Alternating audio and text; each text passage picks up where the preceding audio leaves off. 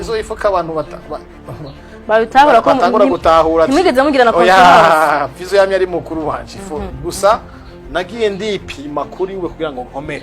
Umuririmbyi Bizimana Abubakar Karume Sabi ubwiwe wenyene yarashoboye kwivugira neza aho yeriko aramenyesha yongera atahuza abamaze imyaka myinshi bamugereranya n'umuririmbyi Mugani Desire babashira ku rugezo rumwe. Sabi satura amabafu wenyene akaba yarivugiye yuko batigeze baja ku rugezo rumwe, ahubwo umuririmbyi Bigfizzo yamye ari mukuru wiwe, ahubwo Sabi akaba yamye agerageza kumwipima kukugira nawe ashobore gukura. Reka ndabibutse neza yuko mwa kino gihe nkuko Bigfizzo yabimenyesheje igihe ari muri media tour y'indirimbo Superman yuko asanzwe afitaniye indirimbo n'umuririmbyi Sabi Satura.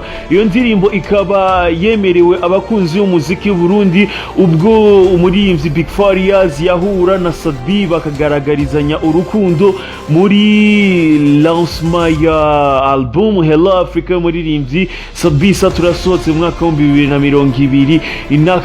Iyo ndirimbo gushika kuri uno mwanya ikaba irindiranywe igishika n'abakunzi b'umuziki w'u Burundi. Iyo ndirimbo ikazoba ije inyuma y'izindi ndirimbo zigiye zitandukanye Bigfizzo amaze gusohora mu mwaka wa 2023, harimo indirimbo Ngangari hamwe na Superman. Ku ruhande rwa Sabina akaba amaze gusohora indirimbo video muri Hello Africa y'indirimbo Nobody, asora indirimbo Kiri.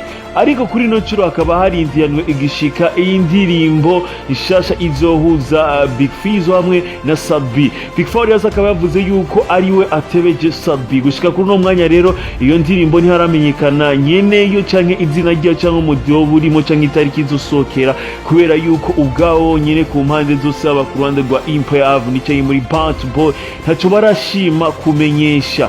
Jenny to tell us the man canke demana ha nyene kuri plateau Desta.